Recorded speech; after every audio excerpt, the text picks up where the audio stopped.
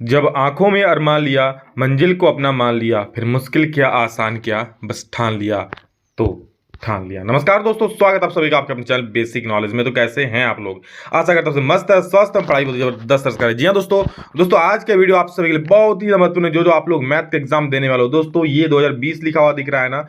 जी हाँ, ये original paper नहीं है, बट ओरिजिनल पेपर का बाप है। क्योंकि दोस्तों इसमें हम लोग देखने वाले 2020 का जो सवाल पूछा गया। आपको पता है 2021 में दोस्तों आप लोगों का एग्जाम नहीं हुआ था, 22 में हुआ था, वो भी आप लोगों का टर्म 2 टर्म 1 करके हुआ था, आधा आधा सिलेबस हुआ था। एकमात्र यही पैटर्न पर आप लोगों का इस बार एग्जाम होने वाला जो 2020 में हुआ था। तो बहुत महत्वपूर्ण सवाल है, 40 सवाल है दोस्तों। इस वीडियो में लोग 20 सवाल देखेंगे और नेक्स्ट वीडियो अभी कुछ देर बाद आ जाएगा, उसके बाद 20 सवाल आप लोग उसमें भी देख लोगे। तो चलिए धुआंधार तक इस वीडियो को शेयर कर दीजिए हर एक दोस्तों को, हर एक ग्रुप में जल्दी से सेकंड पार्ट इसका पाने के लिए। एक एक सवाल महत्वपूर्ण है, आसान भी है, ज्यादा हार्ड नहीं, हर एक चीज को एक्सप्लेन कर दूंगा। अगर आप लोगों ने मैथ कभी भी नहीं पढ़ा है फिर भी आप लोगों को मैथ समझ में आ जाएगा। और इस प्रकार के वीडियो रेगुलर चाहते हैं चैनल को प्लीज सब्सक्राइब कर लेना और दबा के शेयर कर देना और एक प्यारा सा कमेंट और लाइक जरूर कर देना। देखिए बिल्कुल इसी प्रकार का आप लोगों का पेपर इस बार का रहने वाला है, इसी प्रकार का ये सब लिखा रहेगा। 1.5 घंटे का समय रहेगा, मैथ में 40 नंबर रहेगा। और पहला सवाल ये है, क्या निम्न में कौन परिमेय संख्या है? तो परिमेय संख्या दोस्तों कौन होता है? जो p बटे क्यू के रूप में होता है। तो भाई ये तो परिमेय संख्या हुआ नहीं, क्योंकि रूट के अंदर में है, इसका पूरी वर्गमूल आप निकाल नहीं सकते हो। जैसे 4 का तो 2 निकल जाएगा, वैसे जैसे रूट 4 होगा इसका तो 2 निकल जाएगा, ये तो हो जाएगा, बट रूट 3 नहीं होगा, इसका नहीं निकाल पाओगे। पाई आपका अपरिमेय संख्या हो तो ये भी आपका नहीं होगा। 4/0 नीचे में कभी भी 0 नहीं होना चाहिए भाई, तो ये भी आपका परिमेय संख्या नहीं होगा। ये आपका परिमेय संख्या हो जाए, क्योंकि 0/4 के रूप में है, p बटा क्यू के रूप में है। जो भी संख्या p बटे क्यू के रूप में रहता है वो परिमेय संख्या होती है। अब आप बोलोगे सर ये भी तो p बटा क्यू के रूप में है, लेकिन मेरा एक कंडीशन होता है। क्या कंडीशन सर? कि q नॉट इक्वल टू 0, यानी कि p बटा क्यू के रूप में तो होता है, बट ये जो q नीचे वाला है कभी भी 0 नहीं होना चाहिए। भाई साहब यहाँ नीचे 0 दिया गया है, कैसे ले सकते हो? इसलिए ऑप्शन 4 बिल्कुल सही है। अगला सवाल है, निम्न में कौन परिमेय संख्या 1 और 2 के बीच स्थित है? देखिए इसमें आपको ऑप्शन के हिसाब से जाना पड़ेगा। 1 और 2 के बीच में क्या क्या आता है? 1 और 2 को भाग दो तो क्या आएगा? 0.5 आ रहा है यहाँ पर। इसको भाग दो तो क्या आएगा? 1.5 आएगा। इसको भाग दो तो क्या आएगा? 2 आ जाएगा। और इसको भाग दो क्या आ जाएगा? 2.5 आ जाएगा। तो इसके 1 और 2 के बीच में क्या आ रहा है? 0.5, तो 1 से कम हो रहा है ना। अच्छा 1.5 सर 1 और 2 के बीच में होता है, मतलब ये वाला सही है क्या? बिल्कुल यही वाला आपका आंसर सही हो जाएगा। 2 तो होगा, तो 2 तो नहीं, 2 इसके बीच में बोला है ना, तो 2 आपको ले नहीं सकते हो। 1 और 2 को नहीं ले सकते हो, इसके बीच में बोला है, तो 1 को छोड़ करके 2 को छोड़ करके उसके बीच में लेना है, समझ रहे हो ना? और ये तो 2 से ज्यादा हो रहा है, नहीं होगा, इसलिए ऑप्शन नंबर 2 आपका परम सत्य उत्तर हो जाएगा। 0.6 के ऊपर बार बराबर है 0.6 के ऊपर बार इज इक्वल टू, कैसे करोगे इसको? जब एक संख्या के ऊपर बार रहेगा ना, तो दोनों तरफ आप गुना कर देना, किससे? 10 से। तो सबसे पहले मान लेंगे, माना x बराबर क्या है? 1 मिनट का आई दिक्कत कर रहा है भाई, बनाने दो ना सही से। ये हो जाए क्या? माना x बराबर क्या हो? 0.6 के ऊपर बार है, तो बार मतलब ना दोस्त कि ये 6 बार बार आएगा, 6 ये आता रहेगा। और चूंकि एक संख्या रिपीट हो रहा है, इसलिए दोनों तरफ किससे गुना कर देंगे? हम 10 से गुना कर देंगे। तो 10 से गुना करने पर क्या हो जाएगा? 10 x हो जाएगा इधर, और इधर हो जाएगा 10 से गुना करेंगे तो क्या हो जाएगा? यहाँ 10 से गुना करेंगे तो 6.66 हो जाएगा। नहीं होगा? बिल्कुल होगा सर। क्यों होगा? क्योंकि 0.6 है, 10 से जब गुना कर दोगे तो एक पॉइंट इधर आ जाएगा ना, मतलब यहाँ पॉइंट लग जाएगा। समझ रहे हो? यही वाला बात है। चलो आगे देखते हैं अगला सवाल। मैं आगे इसी को देखते हैं आगे क्या करेंगे इसको। अब देखो यहाँ पर पॉइंट के बाद कितना भी 6 लो, कोई दिक्कत नहीं, डॉट डॉट है मतलब बहुत सारा 6 आएगा। अब क्या करेंगे? समीकरण 1 में से 2 को माइनस कर देंगे। तो माइनस करने पर ये रूल है, याद रखना रूल को, 9x हो जाएगा। और इधर घटाएंगे तो देखो पॉइंट के बाद इधर क्या 6 आता जाएगा, पॉइंट के बाद इधर क्या 6 आता जाएगा, मतलब पॉइंट के बाद वाला संख्या मैच हो रहा है, मतलब ये सारा कैंसिल आउट हो जाएगा। बचा क्या? सिर्फ 6, यानी 9x बराबर 6। तो x बराबर क्या हो जाएगा? x बराबर 6/9 हो जाएगा। इसको काट देंगे तो 3 दूनी 6, 3 त्रिक 9, 2/3 आपका बहुत सही उत्तर ऑप्शन नंबर हो जाएगा 1।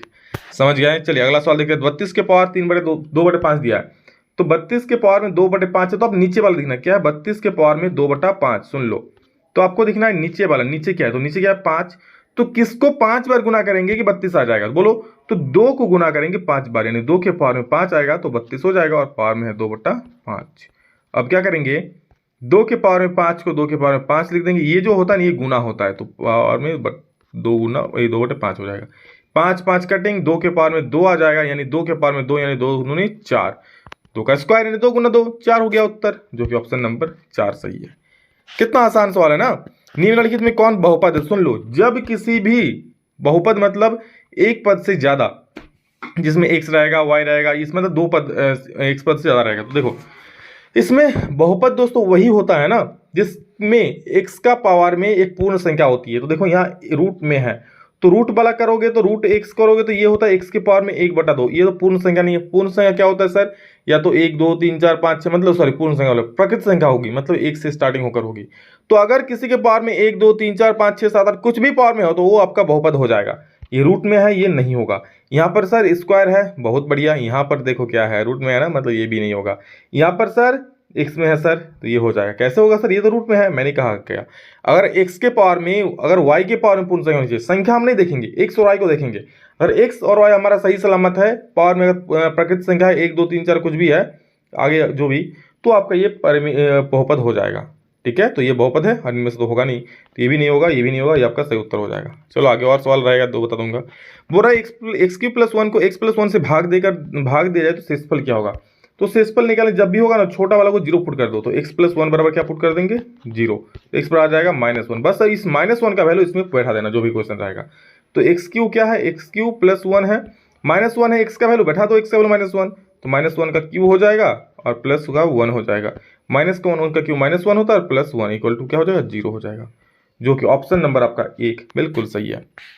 अगला सवाल है px बराबर x-5 का शून्यक क्या होगा? तो शून्यक जब भी बोलेगा तो उस px बराबर 0 यानी x-5 बराबर 0, तो x बराबर 5। शून्यक मतलब x का वैल्यू निकालने बोला होता है। ऐसा मत कर देना कि सर शून्यक बोला है ना तो यहाँ x से शून्य रख देंगे तो 0 - 5 कर देंगे तो -5, ये वाला सही हो जाएगा। गलत हो जाएगा भाई। शून्यक मतलब x का वैल्यू होता है, याद रखना। तो शून्यक बोलेगा तो x - 5 को 0 बैठाना, तो x बराबर -5, उधर जाके हो जाएगा +5, जो कि x बराबर हो गया 5। ऑप्शन नंबर 3 बिल्कुल सही उत्तर हो जाएगा। अगला सवाल है y² - 5y + 6 का गुणनखंड क्या है? y² + 5y + 6 का गुणनखंड हो जाएगा। तो देखो इसको तोड़ेंगे, y² और -5y को तोड़ेंगे, तो देखो सबसे पहले क्या करना होता है, लास्ट को 5 से गुना कर दो, 6 एकम 6 हो जाएगा। अब 6 को दोस्तों तोड़ेंगे तो कैसे तोड़ेंगे? 2 × 3 2 × 6 होता है। यहाँ पर मैं लिख सकता हूँ कि -2y और -3y और प्लस का 6, सही है ना? y² - 2y - 3y प्लस का 6। अब क्या होगा देखो, क्यों करेंगे सर ऐसा? इसको आप लोग करोगे, देखो माइनस और माइनस प्लस हो जाएगा, मतलब 2 3 क्या हो जाएगा? 5y हो जाएगा ना। इसको गुना करोगे तो 2 3 क्या हो जाएगा? 6y का स्क्वायर हो जाएगा। अब दोनों में कुछ आएगा तो कॉमन ले लो, क्या आएगा? कॉमन y, तो क्या हो जाएगा? y - 2 इसका हो जाएगा। और यहाँ पे -3 और 6 में क्या कॉमन आएगा? 3 का पारा में दोनों आता है, तो -3 कॉमन लेता हूँ, क्या बचेगा? y - 6, सही है ना? 1 मिनट, कुछ गलती है, y - 6 नहीं, सॉरी y - 2 हो जाएगा, क्योंकि 3 का 3 दो नीचे होता है। और एक बात समझ लो, तो ये जो लिखे यहाँ पर बीच में -3 और -2 -5y हो जाएगा। गुणा करो 2 3 6, तो 6 हो जाएगा। गुणनखंड आप लोग को आएगा, नहीं आता तो कमेंट करना, मैं ट्राई करूंगा, बता दूंगा, ठीक है? लेकिन गुणनखंड आना चाहिए आप लोग, क्योंकि एग्जाम में आएगा। तो y - 2 दोनों में है ना, तो y - 2 कॉमन ले लो, वैसे आसान है, कुछ नहीं इसमें। और y - 3 कर दो, और इतना इक्वल टू 0 कर दो। तो एक बार हो गया y - 2 बराबर 0, एक बार होगा y - 3 बराबर 0, हुआ ना भाई? एक बार y - 2 बराबर 0, एक बार y - 3 बराबर 0, कर दो दोनों को बराबर 0। तो एक बार y - 2 बराबर 0 करो, तो y बराबर, चलो अरे भाई गुणनखंड तो निकालना था, y - 2 y - 3 कर दो, कौन वाला हो जाएगा? ऑप्शन 3 हो जाएगा, सही है ना?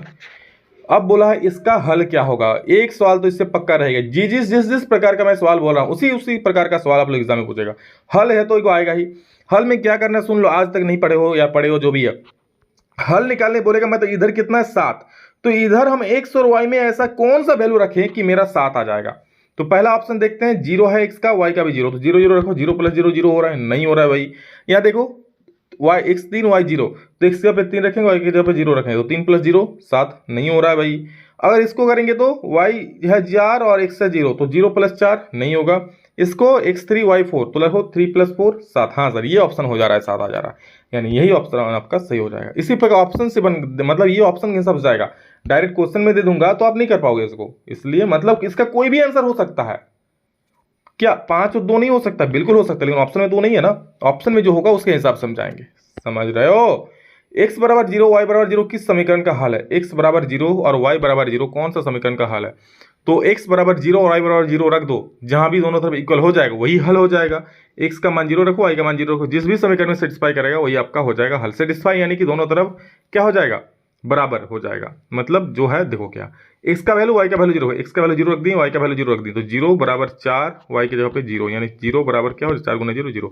ये बिल्कुल दोनों तरफ 0 0 आ रहा है, मतलब दोनों तरफ बराबर आ रहा है, तो बिल्कुल ये सही हो जाएगा उत्तर। अच्छा सर इसको भी देख लो क्या होगा, इसको रखेंगे तो क्या होगा, 2x है तो 2,0 प्लस y की जगह पे 0 बराबर 7। अच्छा देखो 2 गुना 0 0 हो गया, 0 प्लस 0 0 बराबर 7। सही हो रहा है क्या? बिल्कुल नहीं हो रहा है, मतलब ये ऑप्शन नहीं होगा, तो ऑप्शन सिर्फ एक ही सही होगा। आसान है कि नहीं है? अगला सवाल है, दिया गया आलेख किस समीकरण का है? समीकरण को बोला है, तो दिया गया आलेख पहले दो बिंदु दिया है, क्या क्या देख लो, 0,2 और 2,0। तो 0,2 और 2,0 जिस भी इक्वेशन को सेटिस्फाई कर देगा वही आपका आंसर हो जाए। सर सेटिस्फाई करने का मतलब देखिए, आप x का वैल्यू y का वैल्यू पहले इस वाला रखोगे फिर ये वाला रखोगे, और जो बराबर आ जा रहा है वही आंसर हो जाएगा।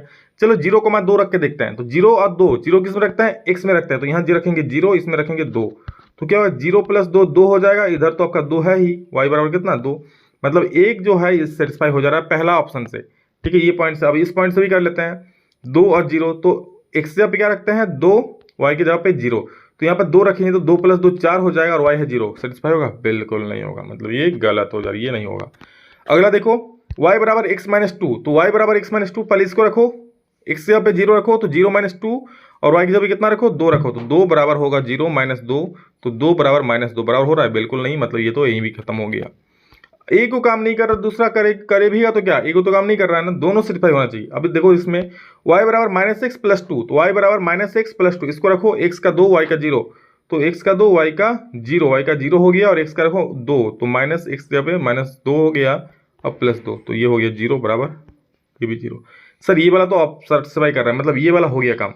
चलो इसको भी रख देते, लिखते हैं 2,0 को, तो 2,0 रखें, मतलब x में 2 y में 0, तो y में रख दिए 0 और x में क्या 2, तो माइनस 2 और प्लस 2, क्या हो जाए 0 बराबर 0। मतलब ये भैया हमारा सही उत्तर हो जा रहा है, दोनों सेटिस्फाई कर रहा है, ऑप्शन नंबर 3 सही हो जाएगा। समझ गया? निर्देशांक -2,4 का भुज है, तो इस प्रकार का जब भी सवाल रहेगा ना तो सुन लो, x, y हमेशा निर्देशांक क्या होता है, x, y, जो x वाला होता है ना उसको हम लोग क्या बोलते हैं, भुज बोलते हैं, जो y वाला निर्देशांक होता है उसको क्या बोलते हैं, कोटि बोलते हैं। इसको कान खोल के सुन लो, एग्जाम में आएगा ही, कि जो x का वैल्यू होता है उसको बोलते हैं भुज, जो y का वैल्यू होता है उसको बोलता है कोटि। तो यहाँ पर x का वैल्यू क्या है भाई, -2 है, तो -2 आपका उत्तर हो जाएगा। समझ गया ना? बिंदु G का निर्देशांक बोला है, तो G का निर्देशांक यहाँ पर है, देखो सबसे पहले लिखते हैं x और उसके बाद लिखते हैं y। तो देखो x y में क्या लिखोगे, अरे भाई रुकना, तो एक्स वाई में क्या हो जाए, देखो एक्स में क्या कर रहा है, यहाँ पे कर रहा है, मतलब एक्स में 2 पे कर रहा है, वाई में क्या पर कर रहा है -2 में, तो 2 -2 जी का निर्देशांक हो जाएगा। सही सही सही सही, समझ गया? अगला बिंदु -2,4 स्थित है, -2,4 कहाँ स्थित होगा, प्रथम चतुर्थांश, द्वितीय चतुर्थांश, तृतीय चतुर्थांश, चतुर्थ चतुर्थांश।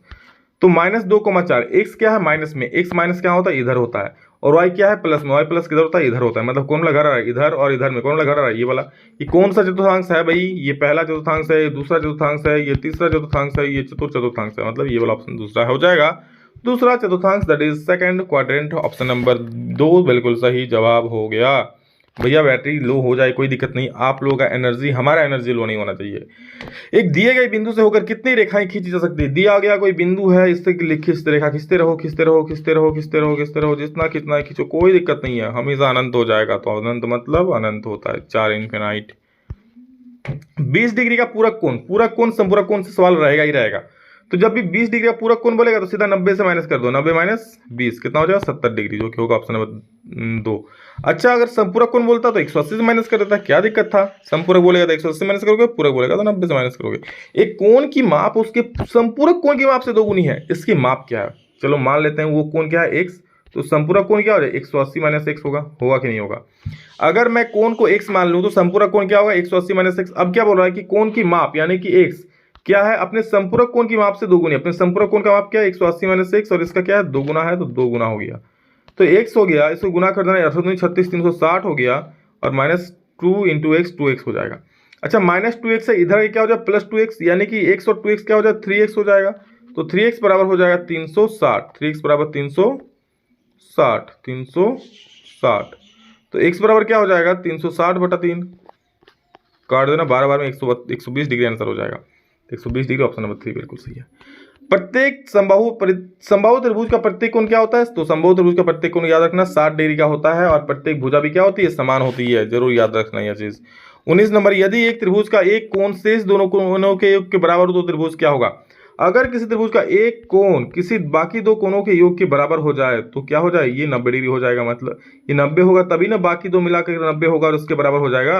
मतलब कौन सा त्रिभुज हो जाएगा? ये समकोण त्रिभुज हो जाएगा मेरे भाई। और आज का अंतिम सवाल, क्योंकि इसमें लोग 20 देखने वाले हैं और अगला वीडियो में 20 देखेंगे, ठीक है। क्या है? त्रिभुज पी क्यू आर सर्वांगसम P Q R, sorry ABC सर्वांगसम पी क्यू आर है तो पी आर बराबर क्या होगा? तो फिगर से ये बात बोल दो, फिगर पी आर में इधर क्या है? ए सी, तो पी आर बराबर ए सी हो जाएगा। तो ये था दोस्तों टॉप 20 ऑब्जेक्टिव क्वेश्चंस जो आप एग्जाम के लिए प्रबम मतलब उत्तम, बहुत क्या ही बहुत इंपॉर्टेंट है, क्योंकि इसी पैटर्न पर इस बार एग्जाम में सवाल आने वाले हैं। ठीक है, चलिए दोस्तों, love you all, thank you all of you. उतना ही फ्रेंड्स, जल्द मिलेंगे, तब तक जय हिंद, वंदे मातरम।